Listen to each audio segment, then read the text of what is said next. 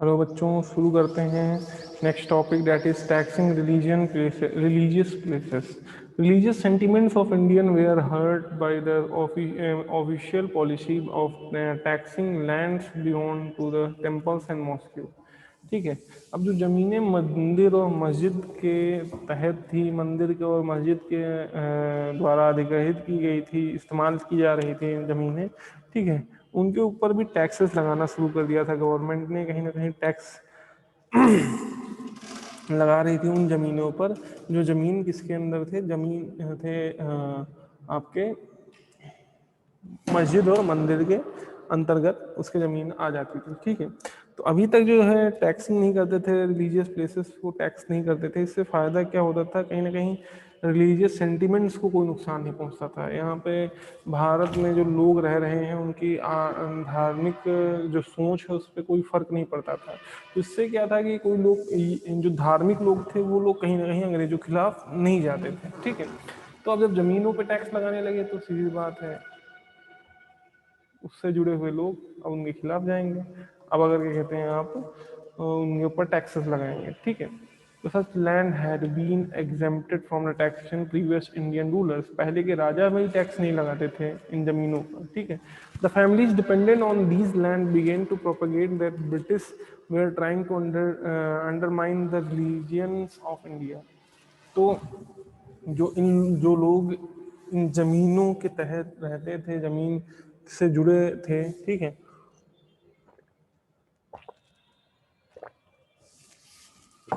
जो लोग इन ज़मीनों का इस्तेमाल करते थे, उसमें क्रॉप प्रोड्यूस करते थे, उसका सेवन करते थे, खाते पीते थे, ठीक है, वो लोग कहीं ना कहीं कहने लगे कि अंग्रेज हमारे धर्म को नीचा दिखाना चाहते हैं, हमारे धर्म को दबाना चाहते हैं। ठीक है। ये एक कारण था जिससे धार्मिक लोग भी जुड़ने लगे अंग्रेजों के खिलाफ। Law of property. The religious disabilities act 1850 changed the Hindu law of property. जो पहले एक नियम बना था, हिंदू लॉ प्रॉपर्टी था, उसको बदल दिया किसने, एक नया कानून बना करके। It enable the convert from Hinduism to other religion to inherit the property of his father. और इसमें ये कह दिया गया था कि हिंदुइज्म से किसी और धर्म में आप जुड़ोगे तब आप अपने पिता की संपत्ति को हायर कर सकते हैं, यूज़ कर सकते हो। तो एक तरह से क्रिश्चियनिटी को प्रमोट किया जा रहा था। ठीक है। फिर the Hindus regard this as an incentive to give one religion faith. तो इनका हिंदू को ये हो गया भाई कि सीधी सी बात है, ये चाहते हैं सिर्फ एक ही रिलीजन रहे, एक ही रिलीजन पे लोग विश्वास करें, और कहीं ना कहीं हमारे रिलीजन को खत्म, हमारे धर्म को खत्म करना चाहते हैं। ठीक है। Economic causes. इकोनॉमिक काजेस क्या है जिसकी वजह से, क्या रीजंस हैं उनके पीछे जिसकी वजह से लोग कहीं ना कहीं किसके खिलाफ गए, अंग्रेजों के खिलाफ गए। और फर्स्ट अपराइजिंग हुआ कब, 1857 में। ठीक है। तो exploitation of economic resources. Agricultural India was made as economic colony to serve the interest of industrial England. अब यहाँ पे कृषि प्रधान एक देश को इसलिए कब्जा कर लिया गया जिससे कि जो इकोनॉमिक ज़रूरतें हैं, चाहे रॉ मटेरियल की कोई भी चीज़ ज़रूरत है जो किसको, अंग्रेजों को, वो पूरा हो सके। कहाँ से, यहाँ से। ठीक है। यहाँ से रॉ मटेरियल उनको मिल सके। ठीक है। India was force to export at cheaper rates raw material. India को ज़बरदस्ती सस्ते दामों में अपने सामान बाहर भेजना पड़ता था। ठीक है। चाहे वो रॉ मटेरियल, रॉ कॉटन हो, कच्चा कॉटन हो, ठीक है, रॉ सिल्क हो। ठीक है। British industries need urgent plantation produce like Indigo and T. अब और भी प्रोडक्ट्स उनको चाहिए थे जैसे इंडिगो और टी, तो उसकी खेती कराई जा रही थी ज़बरदस्ती भारत में। ठीक है। एंड फूड ग्रेन्स, और खाने की भी सप्लाई इंडिया से ही हो रही थी, which were is short supply in Britain, जिसकी कमी वहाँ इंग्लैंड में पड़ती थी। तो कहाँ से ज़्यादा था, इंडिया से ज़्यादा था, भारत से ज़्यादा था। India was made to accept ready-made British goods either duty-free or at nominal duty rates। India को बाहर अंग्रेजों के द्वारा यहाँ से आया हुआ कपड़ा खरीदने के लिए मजबूर किया गया, क्योंकि यहाँ कपड़े इतना टैक्स लगा देते थे कि लोग मजबूरन सस्ते कपड़ों के चक्कर में उन कपड़ों को खरीदते ही थे, चाहे वो अच्छे हों चाहे ना हो। ठीक है। फिर या तो बहुत कम ड्यूटी लगती थी, बहुत कम टैक्स लगता था, तो लगता ही नहीं था, ठीक है, उन कपड़ों पे जो वहाँ से आते थे, अंग्रेजों के यहाँ से आते थे, इंग्लैंड से आते थे, ठीक है। While Indian products were subjected to high import duty in England, अगर इंडिया से कोई सामान इंग्लैंड जा रहा है, उस पर बहुत ज़्यादा टैक्स लगा देते थे, जिससे वो बिकता ही नहीं था इंग्लैंड में। रीज़न है कि इतना महंगा हो जाता था, लोग परचेज नहीं करते थे। The Indian handmade the Indian handmade goods were unable to compete the cheaper machine-made British products. अब यहाँ जो लोग हाथों से कपड़े बना रहे थे वो कहीं ना कहीं कंपटीशन जब चला तो फेल कर गए। रीज़न क्या था? क्योंकि वो नहीं रिलायबल नहीं हो पा रहे थे, रुक नहीं पा रहे थे, टिक नहीं पा रहे थे, क्योंकि सामने जो अंग्रेजों द्वारा मशीनों से बनाया हुआ कपड़े, रेडीमेड क्लोथ्स थे उनके सामने, वो नहीं टिक पा रहे थे। This ruin the Indian industry, यहाँ भारत की इंडस्ट्री की हालत ख़राब हो गई। Drive the artisan of their economic and reduce the Avenue of the employees for labour. क्या है, जो लोग अपने यहाँ काम करते थे, उनको थोड़ी फैसिलिटी थी कपड़े बनाने की, वो अपना काम करके अपना पेट पाल लेते थे, अपना घर चला लेते थे।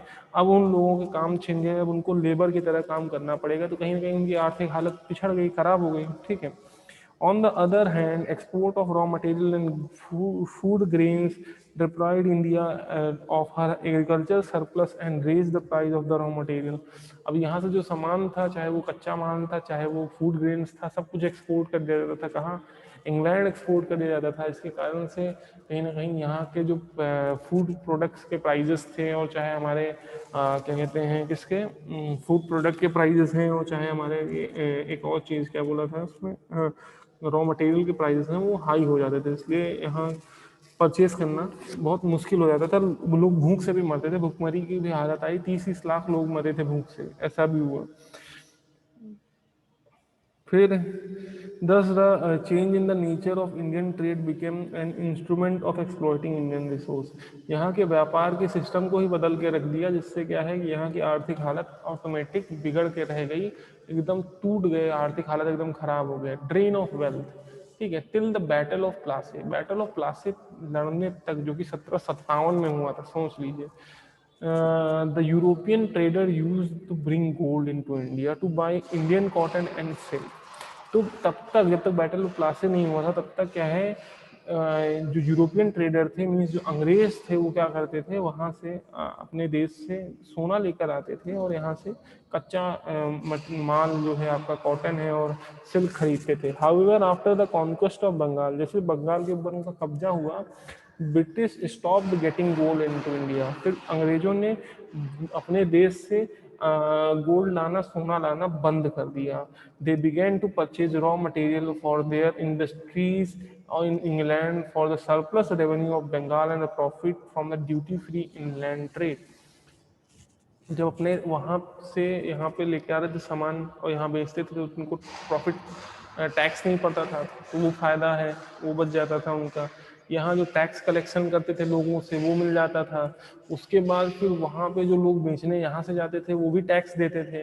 तो इस तरीके से इनको पास इतना एक्सेस गोल्ड खुद ही हो जाता था कि इनको गोल्ड लाने की जरूरत पड़ती ही नहीं थी, ठीक है। यहाँ के सामान को खरीदने के लिए यहीं के पैसों का इस्तेमाल कर लेते थे। अब गोल्ड इंग्लैंड से लाना बंद हो गया। Thus they began the process of plundering India's raw materials तो resources and wealth by Britain. अब इस एक तरह से लूट होने लगी, लूट मचने लगी। का है कि यहाँ के रॉ मटेरियल, कच्चे माल की, यहाँ के सामान की, हर एक चीज की लूट मच गई। कहाँ पे? इंग्लैंड में। लूट करके कहाँ ले जाते थे? इंग्लैंड लेके जाते थे। Clear? Is that clear? Okay.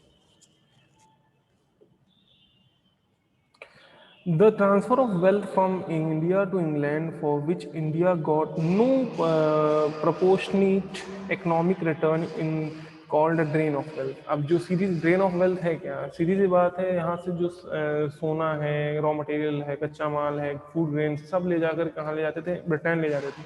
और यहाँ पे उसके आवाज में कुछ भी आता ही नहीं था, कुछ भी नहीं मिलता था। तो ये एक तरह से क्या है? ड्रेन हो रहा है, वेल्थ का ड्रेन हो रहा है, ठीक है। अगर छत में पानी भरा हुआ कहीं से बह रहा है, तो उसे हम क्या कहते हैं? Draining of water. तो उसी तरह ड्रेनिंग ऑफ वेल्थ कहाँ था? यहाँ यहाँ इंडिया में ड्रेन नहीं हो रहा था, ड्रेन हो रहा था जाके ब्रिटेन, इसके खुद के देश में, इंग्लैंड में हो रहा था, ठीक है।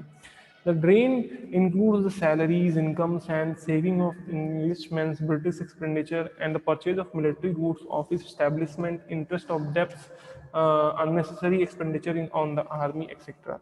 सैनिकों की सैलरी देना हो, यहाँ पे रहने वाले ऑफिसर्स की सैलरी देना हो, कोई कर्जा लिया हुआ है अंग्रेजों ने अगर उसकी इंटरेस्ट देना हो, सब कुछ देने के लिए अगर उनके पास पैसे थे, वो कहाँ से थे? इंडिया के थे। वो कहीं से वहां से नहीं लाते थे, वो सारा पैसा यहाँ के जाके खर्च करते थे, ड्रेन करते थे, खर्च करते थे, नष्ट कर रहे थे, लूट रहे थे, यहाँ की रिसोर्सेज को लूट रहे थे। Decay of cottage industries and handicraft, heavy duties on the Indian silk and cotton textile. भारतीय जो सिल्क था और कॉटन टेक्सटाइल इंडस्ट्रीज थे, उनके ऊपर खूब ज़्यादा टैक्सेस लगा के बर्डन उनके ऊपर बढ़ा दिया था, टैक्स का बर्डन बढ़ा दिया था। अब इससे क्या हुआ, कहीं ना कहीं इंडियन इंडस्ट्रीज टूटने लगी, खराब होने लगी। ऑन द अदर हैंड, दूसरी तरफ British goods were imported into India at a nominal duty. अंग्रेजों के जो सामान थे वहां से लाए जाते थे, वो बहुत कम ड्यूटी रेट पे, बहुत कम टैक्स पे करके यहाँ सामान लाते थे। By the middle of 19th century, लगभग आधे पे 19th century, half of 19th century में, export of cotton and silk goods from India practically ceased. जो सिल्क के सामान थे और कॉटन के सामान थे जो बाहर जाते थे, इंडिया से बाहर जाके एक्सपोर्ट होते थे, वो एकदम कम हो गया था, एकदम समझो खत्म हो गया था, एकदम बहुत कम हो गया था। ठीक है, वो बहुत घटा दिया गया था। फिर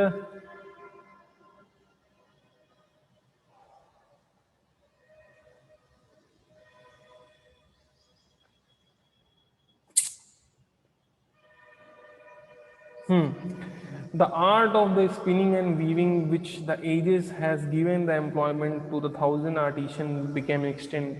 अब जो स्पिनिंग और वीविंग, कपड़े बुनने की प्रथा बहुत सालों से चलती चली आ रही थी, अब वो सब नष्ट हो गई, क्योंकि उससे अब किसी को रोजगार नहीं मिल रहा था, वो सारा कुछ बंद हो गया, लाखों लोगों का रोजगार छिन गया। ठीक है, इसी तरीके से the misery of artisan was further compounded by the disappearance of their traditional pattern and buyers, the princes and chieftains and जमींदार। अब सीधी सी बात है, राजा थे, उनके राजकुमार थे, जमींदार थे, इनके पास पैसे बहुत हुआ करते थे, तो जब वहाँ आर्टिशन कोई सामान लेके जाते थे तो अच्छा खासा उन्हें वेल्थ मिलता था, रिवॉर्ड मिलता था। और जब वो भी नहीं रहे तो सीधी सी बात है, वो भी सेल होना बंद हो गया, उसको बिकना बंद हो गया। कहीं ना कहीं वो इसके कारण से भी जो है यहाँ की जो कॉटन इंडस्ट्री है, टेक्सटाइल इंडस्ट्री है, पूरी तरह से नष्ट हो गई, खत्म हो गई।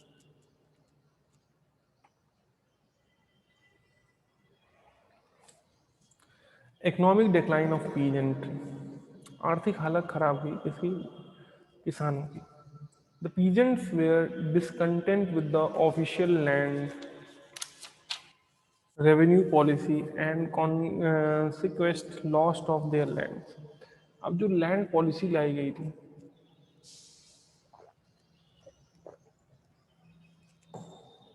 कि पेपर्स दिखाने पड़ेंगे, अब आपको पता है उतने समय में क्या, आज तो आज मान लीजिए आपके पास जो जमीन है, आपसे पेपर मांगे जाएंगे तो आप दिखा दोगे, लेकिन उस समय ना इतनी कागजी कार्रवाई नहीं हुआ करती थी। ठीक है, तो सीधी सी बात है, पेपर मिलना पॉसिबल नहीं। ठीक है,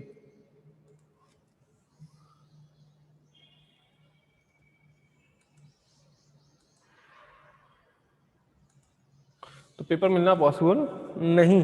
ठीक है, क्योंकि उतनी कागजी कार्रवाई नहीं होती। In fact it was the peasantry that heard the hand burden of taxes ride running.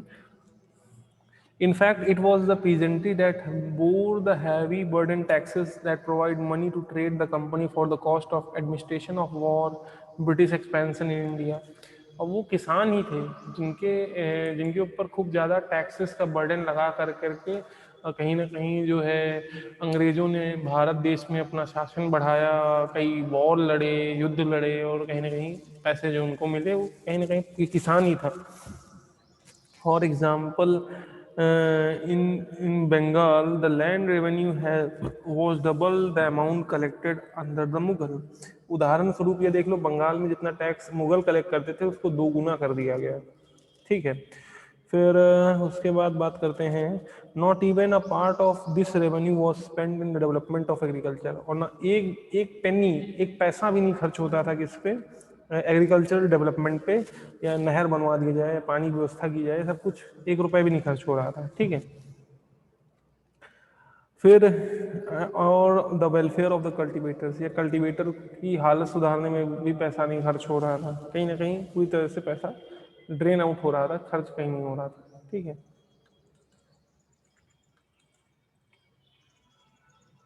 फिर आगे क्या हुआ, increase in the land revenue forced many peasants into indebtedness or into selling their land। अब जब सीधी सी बात है, टैक्स बढ़ा दिया गया तो बहुत से लोग कर्ज लिए होंगे और बहुत से लोग कर्ज नहीं दे पाए, ठीक है, तो कर्जदार हो गए या तो फिर अपनी जमीन बेच करके कर्ज दिए, ठीक है। फिर the traditional zamindar were replaced by the merchant and money lenders. जो पुराने जमींदार हुआ करते थे उनकी जगह पे कौन आ गए, मर्चेंट आ गए, मनी लेंडर आ गए, व्यापारी आ गए, ठीक है, और जो कर्ज देने वाले लोग आ गए। These new land owners had no concern for the peasant, they pushed rent for the exorbitant level and evicted their tenant in the case of non-payment. The economic decline of the peasant affected the cultivation and led many famines। क्या है कि सीधी सी बात है, ये लोग जो नए आए थे पहले जमींदार की तरह नहीं थे, इनको था उनके पैसे से मतलब था, जो कर्ज दिए हैं, जो काम किए हो वो पूरा होने से मतलब है। किसान मर रहा है, जी रहा है, फर्क नहीं पड़ता है, भूखा है क्या है नहीं मतलब, ठीक है। उनको अपने काम से मतलब है, वो काम जानते थे, काम नहीं हो रहा है तो आप उनके दुश्मन हो, ठीक है। उनको प्योर प्योर अपना वर्क दिखाई पड़ता था और कुछ उनसे मतलब नहीं, ठीक है। तो इस कारण से क्या हुआ, बहुत से किसान जो है कर्जदार हो गए, आत्महत्याएं कर ली, भूख से मर गए, भूखे मर गए, और कहीं ना कहीं हालत बहुत बुरी हो गई, बहुत खराब हो गई। ग्रोइंग अनएम्प्लॉयमेंट, कहीं ना कहीं सीधी सी बात है, भुखमरी आएगी तो कहीं ना कहीं बेरोजगारी है, तभी तो भुखमरी आ रही है, ठीक है। The traditional rulers had been given financial support to scholars. जो ट्रेडिशनल रूलर्स थे, जो पुराने राजा थे, उनने सपोर्ट दिया था कि इनको स्कॉलर्स को, पंडितों को, प्रीचर्स को, जो गुरु रहते थे पढ़ाते थे उनको, मेन ऑफ आर्ट, और जो पेंटिंग्स बनाते थे उनको, ठीक है। The coming of the British, अंग्रेजों के आ जाने के बाद, to the decline of the such ruler, उन राजाओं का पतन हो गया, खत्म हो गए, ठीक है। एंड ग्रेजुअली देयर कहा गया patronage came to an end, और फिर जिन लोगों को वो पाल रहे थे वो भी खत्म हो गया। वो सीधी बात है, किसी को मदद करने वाले अंग्रेज है नहीं। Thus all those who dependent on their patronage were improvised. अब सीधी सी बात है, जब राजा के पास खुद ही इतना पैसा नहीं है तो दूसरे को मदद कहाँ से कर सकता है, दूसरे को हेल्प कहाँ कर सकता है, तो वो लोग भी, उन लोग की हालत खराब हो गई, अनएम्प्लॉयड हो गए एक तरह से, ठीक है। फिर when the native states were annexed British dominance, thousands of soldiers and officials in administration, military and judicial posts became unemployed because of British policy exclude Indians from the high post. All those people became bitter enemies of the British rule in India। अब जितने भी soldiers रहे होंगे, सेनापति, ये पति वो पति, जज, ये वो जो भी रहे होंगे, हाँ, राजाओं के समय पे, तो जब वो कोई राज छीना गया तो उन सबको उन पोस्ट से हटा दिया गया। जब पोस्ट से हटा दिया गया और उनको फिर नई पोस्ट दी नहीं गई, क्यों नहीं दी गई, क्योंकि अंग्रेजों की ये सोच थी कि हायर पोस्ट में इंडियंस नहीं रहेंगे, कौन रहेगा, ब्रिटिश रहेंगे। इससे वो बहुत बड़े तीखे दुश्मन बन गए किसके, अंग्रेजों के, ठीक है। वो लोग भी किसके खिलाफ षड्यंत्र रचने लगे, अंग्रेजों के खिलाफ। Inhuman treatment to the indigo cultivators. अब इंडिगो खेती करने वालों के साथ जैसे कुत्तों की तरह बिहेव, एक तरह से हम शब्द यूज करना सही नहीं है, बट उस तरह से भी, उससे भी बुरा, जानवर से बुरा भी बिहेव किया गया। कैसे किया गया, Indigo trade was highly profitable to the British, but conditions under which the peasants had to work were inhuman। Indigo के व्यापार में बहुत फायदा हो रहा था अंग्रेजों का। इंडिगो मीन्स नील की खेती, नील की खेती, सफ़ेद कपड़े पर तो नील डाला जाता है, वही चीज़ की बात कर रहे हैं। तो उसकी खेती में बहुत फायदा रहता था किसको, अंग्रेजों को। लेकिन खेती करने वालों की हालत बहुत खराब रहती थी, स्लेव्स की तरह, गुलामों की तरह काम कराया जाता था। The peasants were forced to cultivate only indigo. जैसे मान लो हम किसान हैं तो हमको अगर कह दिया गया कि इंडिगो बोना है तो इंडिगो ही बोना है, हम कुछ बो भी नहीं सकते, ठीक है। In the plan chosen by the British planter, जो भी खेत चूज किए जाएंगे अंग्रेजों द्वारा, उसमें अगर इंडिगो बोने के हैं तो इंडिगो ही बोना है। If they planted anything else, अगर कोई और चीज़ हमने बो दिया है, हमारे घर में मान लीजिए 10-20 लोग हैं, रह रहे हैं, भूखे हैं, हम चाहे गेहूं बो दें तो देयर क्रॉप्स वेयर डिस्ट्रॉयड, उनकी क्रॉप्स में आग लगा दी जाती थी, जला दी जाती थी, ठीक है। And their cattles were carried off as a punishment, उनके पास जो जानवर होते थे उनको अंग्रेज ले जाते थे एज अ पनिशमेंट, ठीक है। चलिए आगे बात करते हैं पॉवर्टी एंड फेमिन, ठीक है। British economic exploitation decay the indigenous industry, high taxation and drain of wealth, stagnation of agriculture and exploitation of the poor peasants, reduction the Indians to extreme poverty, famine ravaged the country into the second half of the 19th century. अब सही बात है, सीधी सी बात है कि कहीं ना कहीं आर्थिक हालत, आर्थिक जो ढांचा था, बैकबोन था, उसको तोड़ के रख दिया अंग्रेजों ने। तो उसके कारण क्या हो गया, लोग बहुत गरीब हो गए, और गरीब होने के साथ साथ पहले हाफ में 19th सेंचुरी की भूखमरी आ गई। There were 12 major and minor and numerous minor famine between 1765 to 1857। 1765 से लेकर 1857 से लगभग 12 बड़े भूखमरी हुई, और कई सारे अनगिनत, गिने ही नहीं है वो इतने सारे छोटे भूखमरी। अब बड़े छोटे भूखमरी में आप समझ रहे हो भूखमरी मतलब क्या, कौन मर रहा है, लोग मर रहे हैं, कैसे मर रहे हैं, भूख से मर, ठीक है। The famine were the result of the drought, famine आया क्यों, भूखमरी आई क्यों, सूखे पड़ने की वजह से। क्योंकि मैंने पहले बताया जो एक्सेस प्रोडक्शन था वो अंग्रेजों के यहाँ चला जाता था, तो यहाँ एक्सेस रहता था नहीं कि पोपअप कर लिया जाए जब क्या कहते हैं सूखा पड़ा हुआ है, ठीक है। तो अदर नेचुरल कैमिटीज और सूखा, बाढ़ आना, और सही तरीके से एडमिनिस्ट्रेशन मीन्स अंग्रेजों ने सही तरीके से शासन नहीं किया, इस कारण से ज़्यादा एक कारण है कि लोग भूख से मरे। The British government did not think to lessen the people's misery, लोगों की मौत को कम करने के लिए अंग्रेज सरकार ने कुछ नहीं किया। The landed aristocracy, define decline of landed aristocracy, ये क्या है। The landed aristocracy which include the taluqdars and hereditary landlords which deprived of their estate, according to the provision Imam Commission 1852, 20,000 estates were confiscated when landlords failed to produce evidence like title deeds and they held the land. These confiscated lands were sold estates and usually purchased by the merchant, need by the tenants and exploit them. This drove the landed aristocracy to prove without benefiting the peasant, which suffered under the weight of exorbitant land revenue. अब वो किसान जिनके पास मैंने बोला ना कागज नहीं थे, ठीक है, कागज नहीं थे किसके कि वो लैंड उनकी है, वो जमीन उनकी है, ठीक है। तो उनकी जमीनें छीन ली, किसने छीन ली, अंग्रेजों ने छीन ली। अंग्रेजों ने छीन के फिर बेची बेची। अब सीधी सी बात, जो किसान खुद टैक्स भरने के काबिल नहीं है, टैक्स पे करने के काबिल नहीं है, वो बेचारा कहाँ से सिंपल सी बात है, कहाँ से वो उस जमीन को खरीद पाएगा। तो जमीन कौन खरीदता था, मर्चेंट्स खरीदते थे, मर्चेंट उन्हें खरीद लेते थे, ठीक है। तो इस तरह से कहीं ना कहीं लैंडेड एरिस्टोक्रेसी चला, ठीक है, कि जमीन छीन ली गई बिना ये देखते हुए किसानों को फायदा हो रहा है, नुकसान हो रहा है, वो बड़े किसान या छोटे किसान हैं, या उन्हें लूटा है सही में, या फिर उनकी ज़मीनें खुद की थी। इससे बहुत सारी दिक्कत आई।